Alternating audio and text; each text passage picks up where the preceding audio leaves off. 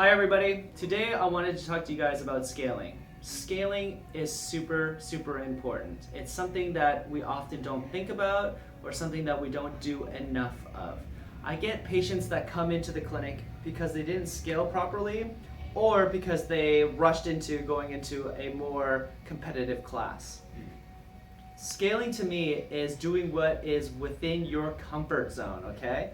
Now, within your comfort zone with good technique.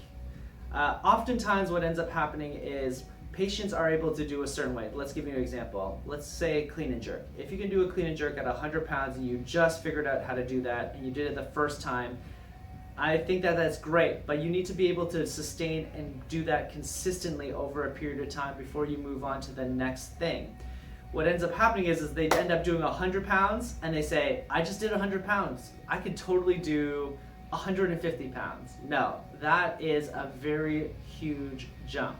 You need to do things consistently. So the progression should look like this. From beginner, you're going to be really struggling, and then you're going to come up to a point where you start to get a lot better at things. And the proper way is you should plateau for a little bit. You should be consistent for, I don't want to say plateau, you should be consistent for a couple of weeks before you move on to the next thing.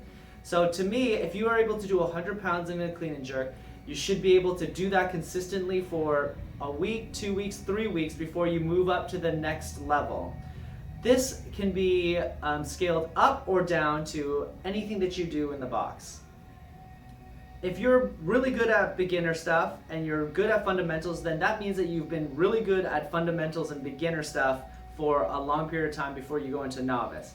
And then when you get to novice, you should be really good at all of the fundamental stuff, the beginner stuff, and all the novice stuff before you go into a very high level competition class.